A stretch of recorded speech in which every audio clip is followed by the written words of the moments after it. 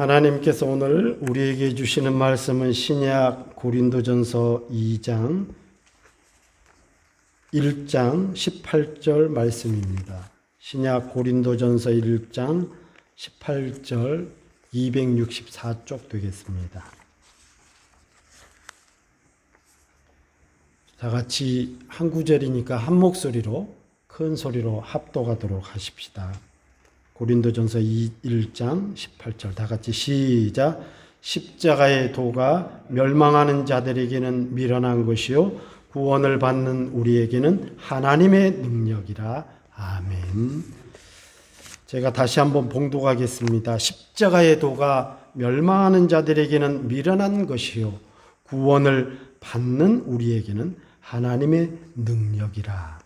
오늘 말씀은 십자가의 능력이라는 말씀으로 오늘 설교하도록 하겠습니다.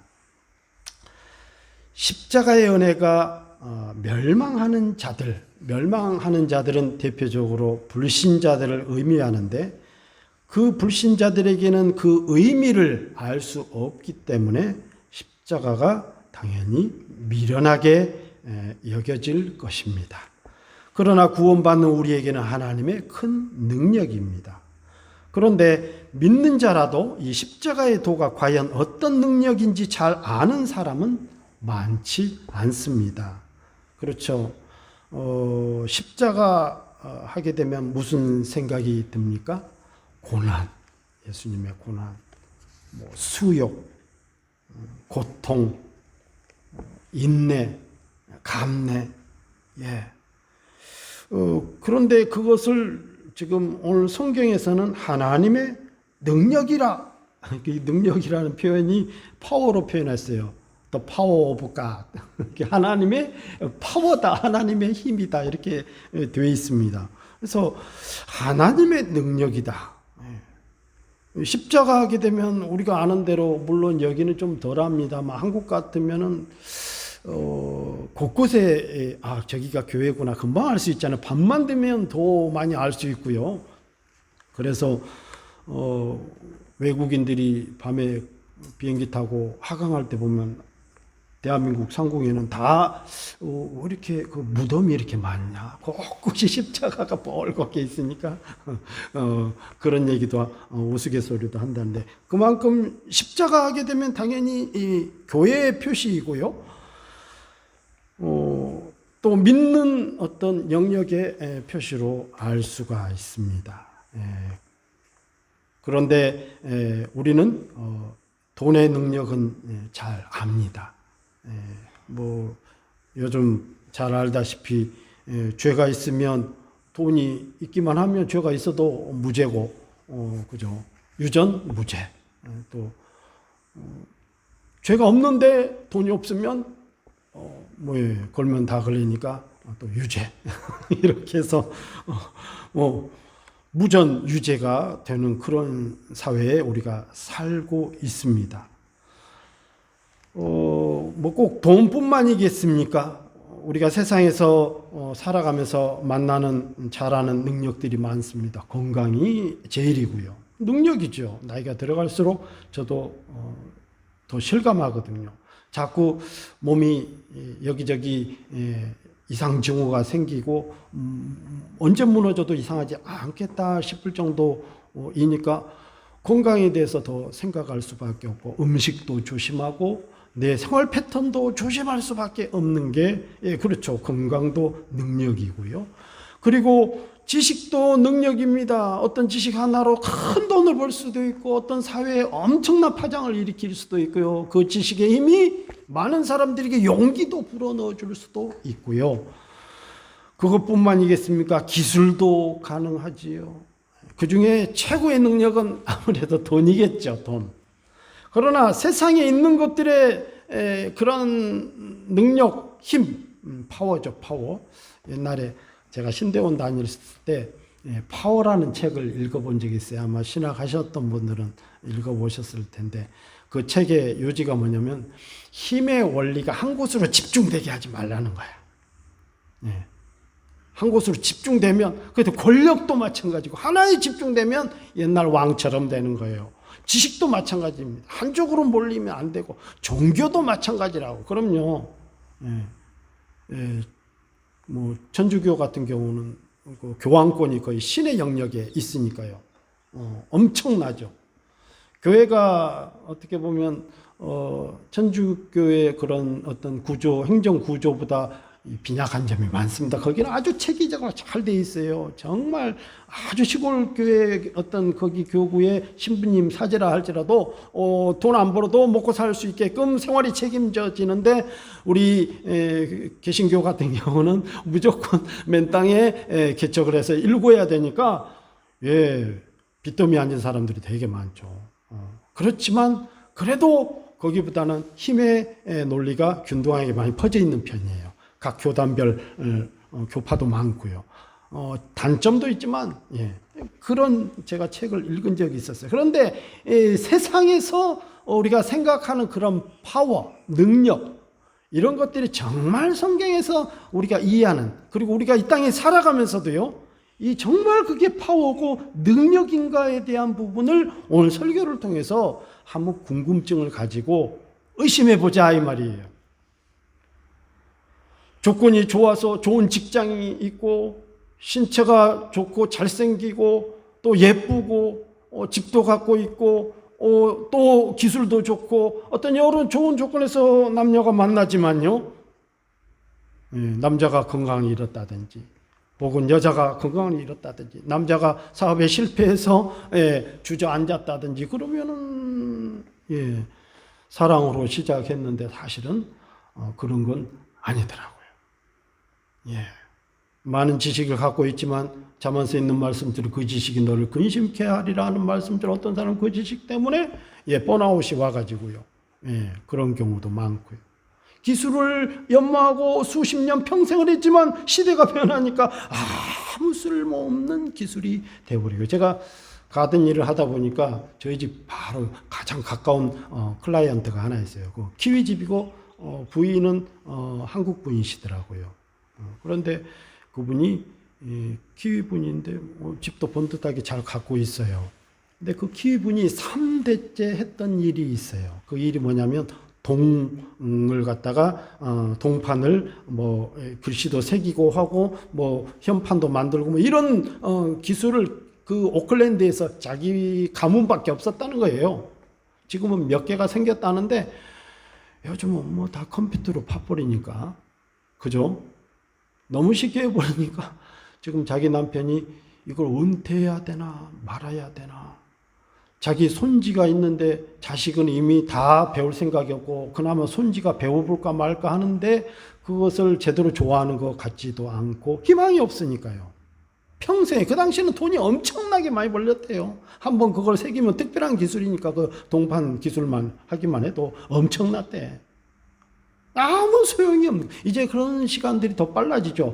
그래서 저는 그래요. 건강이 되었든 지식이 되었든 어떤 기술이 되었든 돈이 되었든 어떤 여건, 잘생긴 것도 예쁜 것도 결혼해 보면 3개월, 길게 가봐야 6개월이에요. 맞죠? 그거예요. 남들이 볼 때는 우리 신랑이 별로다, 우리 와이프가 예쁘게 생겼나, 그래도 내가 예쁘면 최고지. 내가 볼 때 우리 신랑이 최고면 죽을 때까지 안 변하거든, 그게 진짜 사랑이면. 근데 그런 것들 무너지면 그래 뭐 그죠, 다 얼굴 쪼그라들고 잠언에 있는 말씀처럼 네 창이 어두워지고 눈이 어두워지고 혹은 네 치아가 빠져서 없어지고 힘이 없어지고 기력이 되면 다 보잘것없죠. 그죠? 그죠? 저도 20대 때 참 예쁘게 생겼어요. 저도 지금 보면 머리도 없고, 그죠? 뭐 새카매 갖고 뭐 잘생긴 게 있게 뭐 할 만한 게 뭐가 있겠습니까? 늙어 빠져가지고요, 진짜. 근데 20대, 10대만 해도 동네 사람들이 니 진짜 잘생겼다. 진짜 아니야, 그 형이 더 잘생. 아니요, 내가 볼 때는. 그런 얘기 많이 들었어요. 여기 다 예쁘다, 잘생겼다, 못 들어본 사람이 있느냐 이 말이에요. 나이가 들어가면 소용이 없다네. 그래서 저는 그래요. 돈도 있다가 없어지면 따라하십시다. 능력이 아니라 조건이다. 조건이라고 표현해야 맞는 것 같더라 이거예요. 파워면, 능력이면 한번 갖고 있으면 그게 계속 유지가 돼야죠. 그러니까 진짜 능력은 하나님만 갖고 있는 거예요.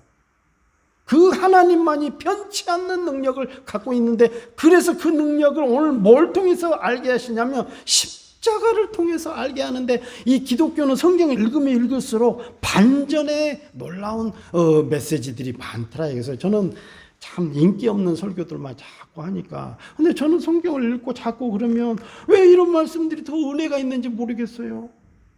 저도 막 그래요. 여러분, 하나님 잘 믿으면 축복받습니다. 엄청난 하나님 은혜가 임하면 여러분들 사업도 잘 되고요, 자녀들도 잘 되고, 막 저도 맨날 이러고 싶어요. 나는 왜 십자가 얘기하면, 십자가는 우울하잖아요. 십자가는 피 흘리고 고통당하고 그렇잖아요. 말이 그렇지, 진짜 여러분 십자가 진다고 생각해 보세요. 그래서 십자가가 왜 능력인지 오늘 이 말씀을 살펴보려고 해요. 첫 번째로는 자신이 죄인임을 깨닫게 하는 능력이 있습니다.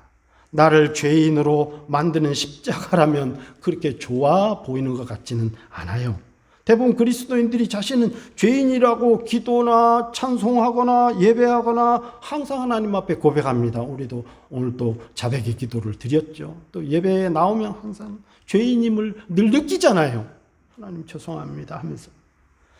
그런데 누군가가 자신의 허물을 지적하거나 비판하면 매우 불쾌하고 싫어합니다. 실제로 자신이 말할 수 없는 큰 죄인이라는 사실을 인정하지 않는 것이죠. 그리고 정말로 자신이 얼마나 큰 죄인인지 잘 모릅니다. 오직 십자가의 은혜가 나 자신이 누구인지 정확히 깨닫게 해줍니다. 베드로가 예수님 만나고 그랬죠. 십자가 하면 떠오르는 것이 무엇입니까? 예수님 아닙니까?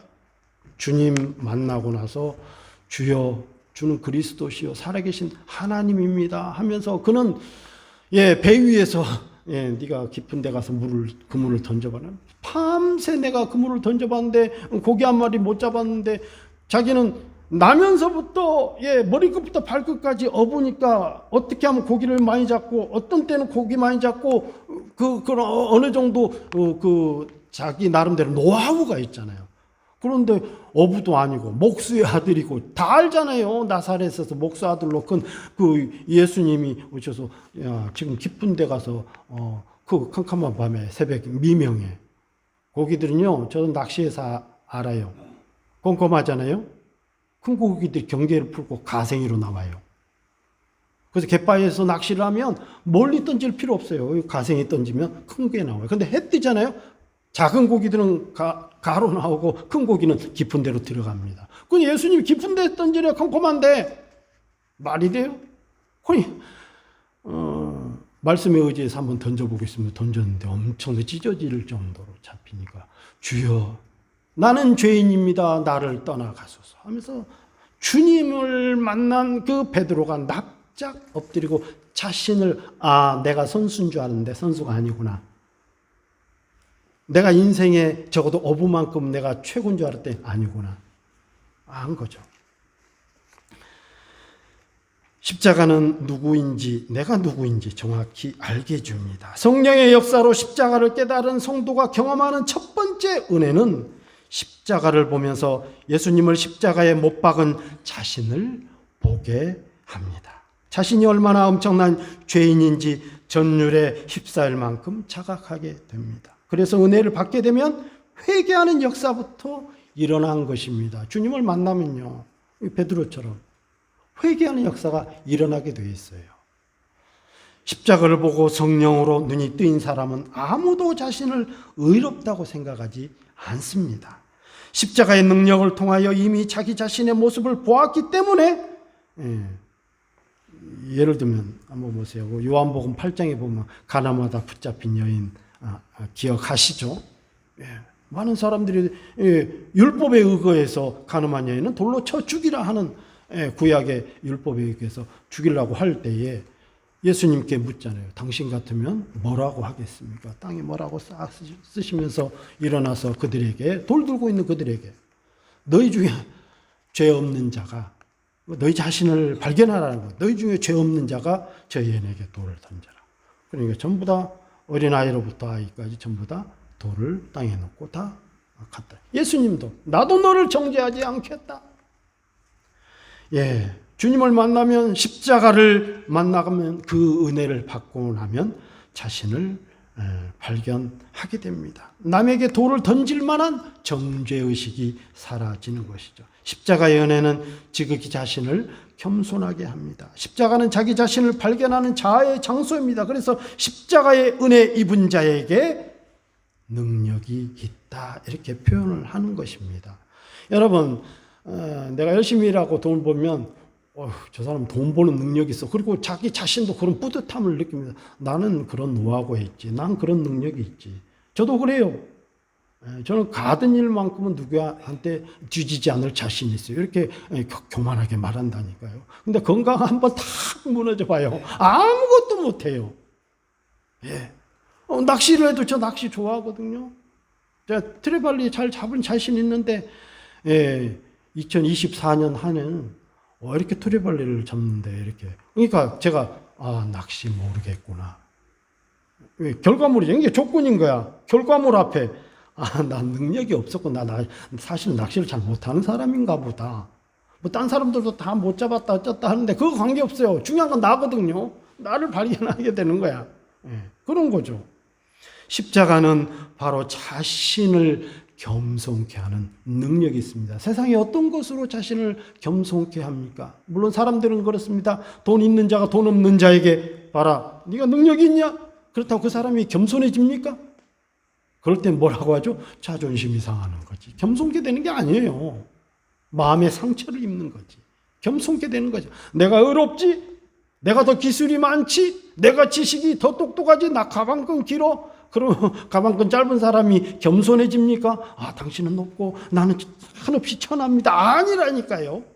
예, 세상에 어떤 것들도 조건이기 때문에 그것이 능력으로 작용치는 않더라고요.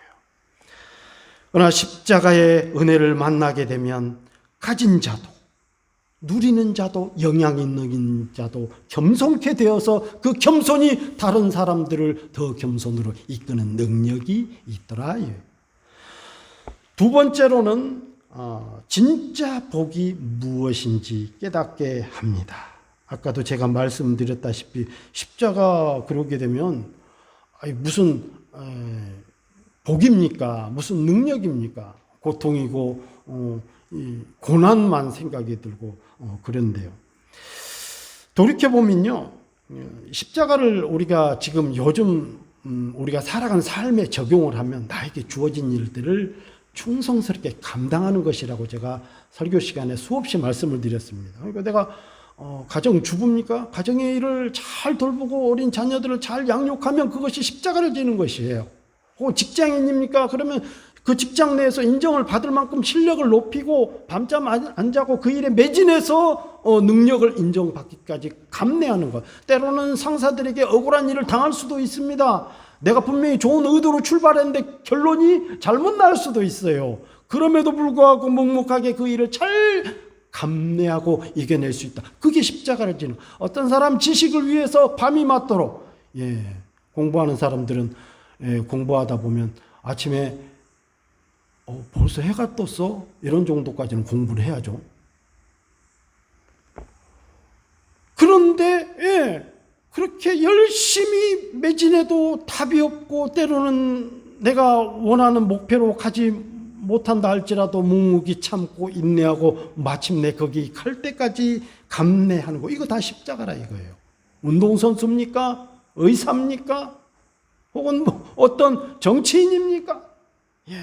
밤이 맞도록이요. 요즘 한국에서는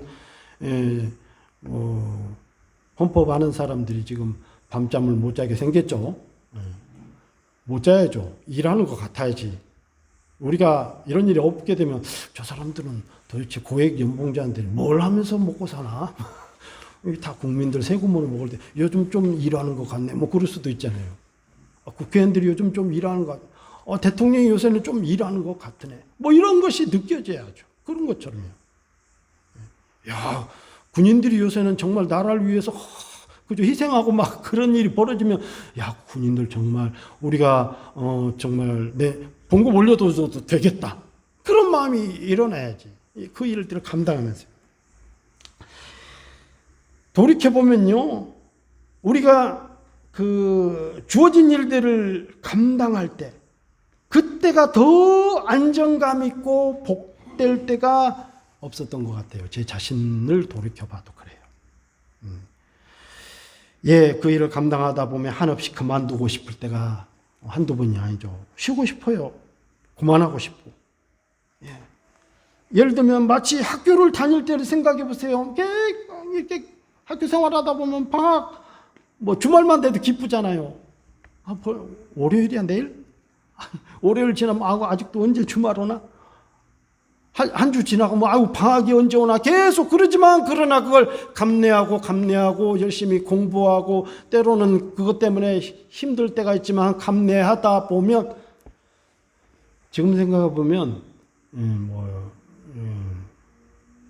학생 청년들은 모르지만 그때가 제일 좋을 때 같은데, 그때가 제일 좋았을 때 같은데, 그죠? 엄마가 지금은 다 할머니 뻘이 됐고 다 그렇지만, 그 아이 나가지고 어떻게 키울지도 모르고, 아이가 감기만 들었다 어떻게 대처할지도 모르고 당황하고, 그죠? 아이가 갑자기 얼굴이 파래지고 하얘지면 이거 어떻게 해야 되나 막 그때 씨름하면서 인생을 돌아보게 막 되고. 그런데 지금 생각해보면 그때가 행복하고 좋을 때인 것 같아요. 그 아이들 막 씨름하면서 싸매가면서 아이들 커가면서 막 지지고 볶고, 그때가 더 행복했던 것 같아요. 지금 생각해 보면. 예를 들면 운동하는 사람이다 그러면 나는 전문 프로페셔널한 프로 선수가, 플레이어가 됐다.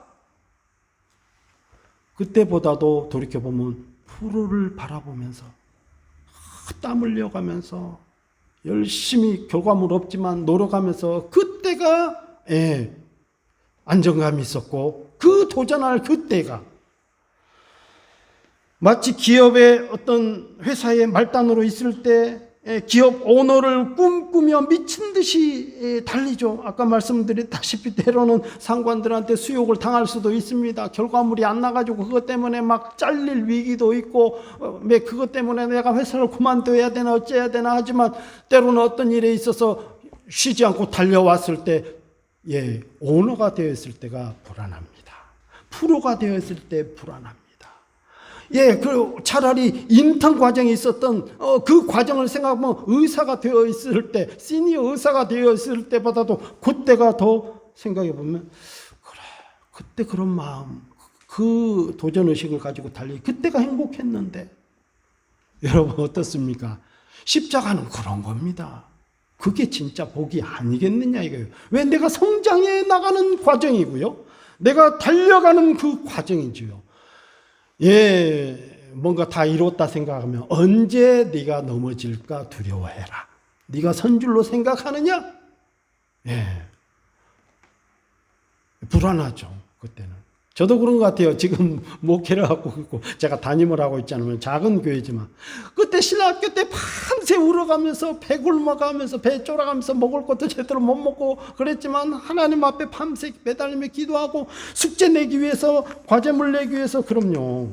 진짜 제가 볼 때는 신학 대학원 3년 다니면서도 500권도 더 읽은 것 같아요. 아니, 다른 거 말고, 내가 별도로 읽은 거 말고 그 관련된 과목의 과제물을 제출하고 논문을 제출하고 다 서머리뿐만 아니라 비평하고 막 이런 것들을 하면서 달려왔던 그 생각을 하면 막 밤새 또 그리고 기도해야 되지, 또 밤새 공부해야지. 저 20대 후반에 대학원 다니면서 그때 머리 다 빠진 게 지금까지예요. 그때 커피 막 열 몇 잔 마셨어요.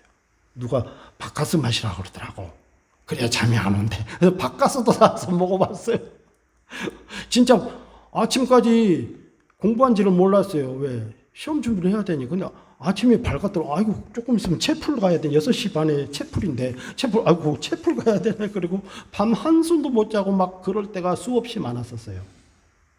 근데 그때가 오히려 훨씬 더 나았을 때고 훨씬 좋을 때였다니까. 남들이 볼 때는 아이고 그 고생된 거, 야 빨리빨리 성장해서 기업의 오너가 돼야지, 빨리빨리 성장해서 탑이 돼야 되지, 빨리빨리 성장해서, 그게 아니라 이거예요.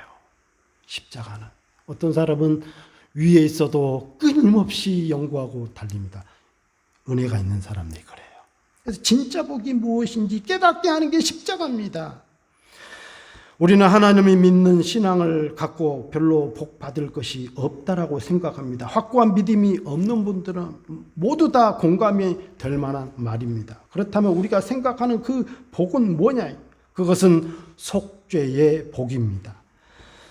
우리는 예수님께서 십자가의 은혜로 우리의 죄를 깨끗이 씻어주신 것을 믿는 믿음으로 삽니다. 그렇지 않다면 우리는 우리의 숨긴 죄악이 다 없어지지 않고 다 드러난다고 하면 세상에서 가장 소중하게 여겼던 돈, 명예, 성공을 다 얻었다 해도 무슨 소용이 있겠습니까? 다 얻으면 무슨 소용이 있어요? 내가 가지고 있던 죄악들이 다 드러난다고 생각해 보세요. 아무 소용이 없는 겁니다. 예, 부끄럽죠. 그런 사람 많더라고요. 정치인뿐만 아니라 연예인들도 그러더라고요. 뭔가 발각이 되고 드러나니까 끝나버리대요. 아무리 돈이 많으면 뭐하냐 이 말이에요. 그럼 그 사람들이 이미 우리가 다 아는 사람들이에요. 해외 가서 살 수 있나요? 거기도 다 알잖아요. 어떻게 살는지 난 모르겠어. 그런 사람들이 죄 짓고 감옥 갔다 오고 막 이러면 아무리 돈이 많아도 무슨 소용이, 우리가 말하는 그 조건을 가지, 그런 능력이 아니라는 거죠. 예. 또 나중에 죽어서 하나님 앞에 갔는데 우리의 지난 날 은밀하게 숨겨진 죄가 다 들추어진다고 하면 얼마나 괴롭겠습니까? 그렇다면 천국이 아니고 지옥일 것입니다. 그래서 천국에서는 예수 그리스도의 십자가로 그 죄가 다 씻겨진 은혜 입은 믿음의 사람들만이 있는 곳입니다. 이것이 바로 죄사함입니다. 자다가도 춤을 출 만큼 기쁘고 가장 큰 복이에요. 세상에서 어떤 경우가 나의 모든 죄를 사할 수가 있겠습니까? 이사야서 1장 18절 너희 죄가 주홍같이 붉을지라도 눈과 같이 희어질 것이요 진홍같이 붉을지라도 양털같이 되리라. 믿지 않는 불신자들은 모두 언젠가 터질지 모르는 시한폭탄을 안고 살아갑니다. 겉으로는 다들 그럴싸하고 멀쩡해 보여도 그 사람의 지나온 모든 은밀한 죄들을 다 파헤쳐 들춘다면 정말 기가 막힐 것입니다. 꼭 감옥에 갈 만한 죄가 아니더라도 우리는 쥐구멍이라도 들어갈 만한 죄가 너무나도 많습니다. 그래요. 저도 그래요. 예, 진짜 다 드러난다고 생각해 보세요. 그냥 내 안에 감춰져 있을 뿐이지 하나님만 아시는 거지. 이게 다 드러난다고 생각합니다. 그런데 이 죄들을 십자가의 은혜로 다 속함받고 용서받는다고 생각하니 그거보다 더 기쁘고 감사한 일이 어디 있겠냐 이 말이에요. 세상에 어떤 것으로 그것이 다 감춰지고 다 용서가 되겠느냐 이 말이에요. 그래서 시편 32편 1절에 보면 유명한 말씀 아시죠? 허물의 사함을 얻고 그 죄의 가리움을 받는 자는 복이 있나니. 예, 이렇게 고백하고 있어요.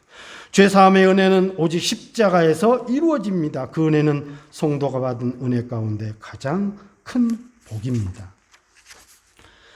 세 번째로 하나님의 은혜와 사랑을 깨닫게 합니다. 아주 우리가 늘 보편적으로 교회 다니면서 들었던 말씀 가운데 하나입니다만 실제로 많은 성도들이 일이 잘 풀리면 하나님께서 나를 사랑하는가 보다. 예를 들게요. 반대로 뜻대로 안 되고 어려움에 처하고 고난에 당하며 하나님께서 나를 왜 이렇게 힘들게 하시는가 하며 하나님의 사랑을 의심합니다. 이처럼 우리는 자기 눈앞에 펼쳐지는 그 현상만으로 하나님의 사랑을 확인하려고 합니다. 자녀가 부모의 사랑을 이해할 수 있습니까? 자녀에게 물어보면 자신들은 어느 정도는 부모의 그 은혜를 알지요. 이렇게 대답하죠. 근데 부모들이 볼 때 그들의 표정과 눈빛만 보면 이해하는 것 같지는 않아요.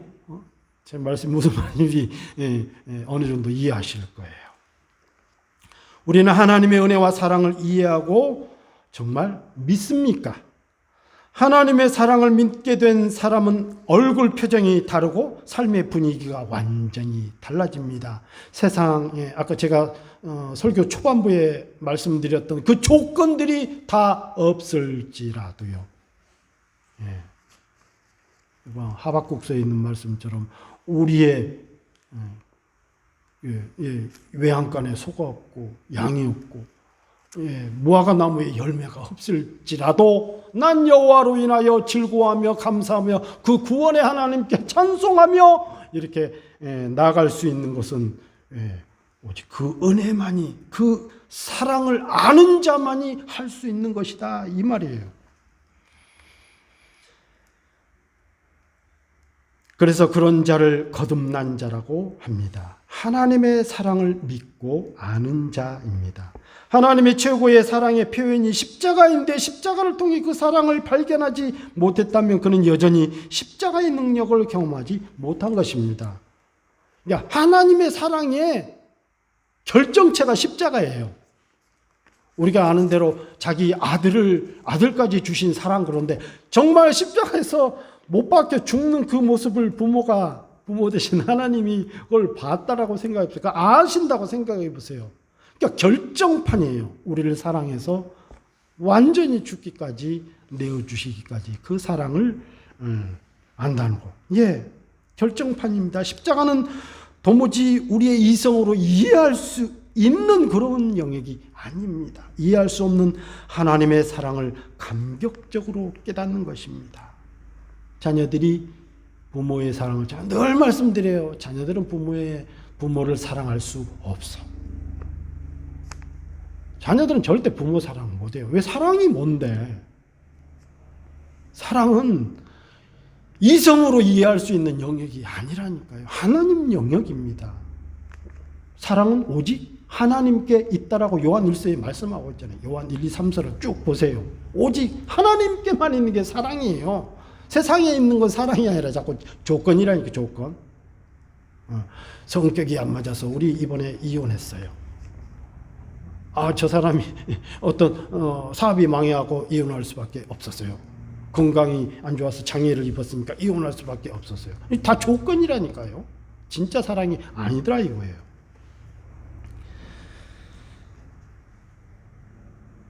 자녀들은 부모를 사랑할 수 없고 성경에서 표현해 주셨어요. 자녀들아, 내 부모를 사랑해랍니까? 뭐라고 말씀했습니까? 한번 맞춰보세요. 예, 공경해라. 고맙습니다. 감사합니다. 그 단계에 있으라는 거예요. 그 단계밖에 못한다는 거죠.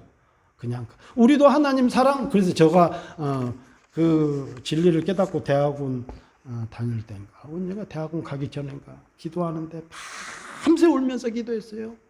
내가 하나님 사랑할 수 없는 거네요. 난 하나님 사랑하는 줄 알았어요. 그래서 밤새 울면서 기도했어요. 내가 하나님 사랑하는 게 아니었네요. 하나님, 나는 하나님 사랑할 줄 알았어요. 그게 아니라 하나님 죄송해요. 이런 날을 불러주셔서 감사해요. 나를 자녀 삼아 주셔서 감사해요. 고맙습니다. 나를 낳아주셔서 감사합니다. 예, 고맙습니다. 존경합니다. 그런 거죠. 예, 바로 이 사랑을 우리가 알게 된대. 이 사랑을 알게 되면 아무리 어떤 어려움과 고난이 와도 그의 삶이 결코 흔들리지 않습니다. 특히 믿음의 영역은 더 그렇습니다. 그래서 진짜 믿음, 하나님의 사랑과 은혜, 이 십자가의 능력을 가진 사람들은, 믿음의 사람들은 어떤 고난이 와도 흔들리지 않는 거예요. 흔들렸다. 그럼 아직도 조건으로 살아가는 사람들입니다. 믿음으로 사는 사람이 아니에요. 믿음은 결코 변치 않는 절대 불변의 믿음은 뭐예요? 믿음의 실천 예수 그리스도인데요. 그분은 변하지 않는 분이에요. 히브리서 13장 8절에 예수 그리스도는 어제나 오늘이나 영원토록 동일하시니라. 변치 않는 분이에요. 고통과 역경이 하나님의 사랑의 끝이 아니라는 것을 확실히 알기 때문입니다. 오히려 하나님의 사랑을 의심하지 않고 그 속에서 하나님의 뜻과 계획을 찾고 발견해냅니다. 하나님의 사랑을 흔들림 없이 믿게 하는 것, 이것이 바로 십자가에서 나온 놀라운 능력입니다. 예. 이 사랑은 오직 십자가에서 깨달을 수 있는 능력입니다. 로마서 5장 8절. 우리가 아직 죄인 되었을 때 그리스도께서 우리를 위하여 죽으심으로 하나님께서 우리에 대한 자기의 사랑을 확증하셨느니라. 이제 말씀을 맺겠습니다. 십자가가 내게 정말 능력으로 다가오는지 이 시간 점검해 보십시다. 여러분이 예수님을 진정 구주로 믿고 있다면 틀림없이 성령님이 역사하십니다. 예, 고린도전서 12장 1절, 2절, 3절을 읽어보십시오. 성령이 아니고서는 예수 그리스도를 주라 시인할 수 없느니라. 예수 그리스도를 주라 시인합니까? 그러면 성령이 틀림없이 여러분들을 역사하는 것이 증명이 된 거예요. 그렇다고 하면 십자가의 도가 어째서 하나님의 능력인지 우리는 이제 경험해야 합니다. 십자가 외에는 하나님께서 우리에게 베푸신 그 놀라운 은혜를 완전히 깨달을 수 있는 길은 없습니다. 실제로 십자가의 능력을 경험해야만 나 자신이 얼마나 엄청난 죄인인지, 그런데도 이런 나를 사랑하시는 하나님의 사랑은 도대체 얼마나 큰지 비로소 알게 됩니다. 십자가의 은혜를 만날 때 우리 인생이 확연히 달라집니다. 53부인데요. 제가 목회하면서 경험했던 짧게 한 3분 정도 간증. 우리 하늘이가 6살 때 저기 경기도 파주에 아주 조그마한 시골이죠. 말 그대로 그 지주들만 사는 정말 그런 동네예요. 파주는 대한민국에서 가장 그 외지인에 대해서 경계심이 많은 곳이라고 공무원이 파주시청에서 얘기해줘서 알아요. 그 외지인은 전혀 섞이기가 힘들어요. 그래서 거기서 목회를 처음 시작을 했는데 그 유치원에 같은 여자아이하고 하늘이하고 동갑이었는데 세연이라는 아이, 그 엄마가 어떻게 알게 돼서 우리 교회를 처음 왔어요. 교회는 일도 안 다녔던 분이에요. 그 관련된 분들이 몇 분 왔어요. 왔는데 이분이, 우리는 그때 예배가 하루에 3번씩 있었어요. 새벽 기도회, 아침 생활 예배 10시인가, 그리고 저녁 집회 매일 3번 있었어요. 그때 컨테이너 갖다 놓고 그걸 교회로 제가 다 예쁘게 만들었어요. 우리 교회는 3m, 6m가 크기가 다 했어요. 저녁마다 집회를 했고 거기서 기도회 하고 말씀 전하고 하는데 이분이 십자가의 은혜를 받아버렸네. 그래서 교회를 열심히 나옵니다. 집회도 나오고 그리고 주일도 잘 지키고. 근데 갑자기 남편이 찾아오셨어요. 물론 교회 안 다니는 분입니다. 어찌고 공무원이고. 그러더니 자기 와이프가 바뀌었대. 그러더니 어떻게 한 거니 도대체? 그러더니 하는 말이 겁이 난대. 뭐가 바뀌었습니까? 집안 청소 안 했던 것을 집안을 깨끗하게 바꿨어요. 음식을 맨날 자기는 하는 동 마는 동 먹는 동 마는데 항상 음식을 준비하고 자기에 대한 어떤 그 남편에 대한 예의 범절이고 나이 차이도 있었는데 그전에 그렇게 안 살았던 거예요. 아이들 깨끗하게 하고 저게 무섭더래. 완전히 바뀌어서. 근데 이분이 약간 그 정신적으로 좀 편집증 그런 게 많이 있어요. 나중에는 와가지고 엄청나게 핍박을 많이 했어요, 우리 교회. 강대상 이거 2만 원 강대상 막 집어 던지고 난리가 났어요. 나라라 2단 옆치기로 그냥 자기 와이프를 막 달려가서 차버리고 막 그럴 정도로. 그러니까 처음에는 놀래갖고 우리를 만나러 왔는데 나중에는 우리를 핍박하기 시작한 거예요. 사이비한테 꼬디금 당했다. 왜? 자기 마누라가 그럴 수 없다는 거야. 우리가 아파트에 살 때도 와갖고 모르는데 그냥 소리를 지르고 야!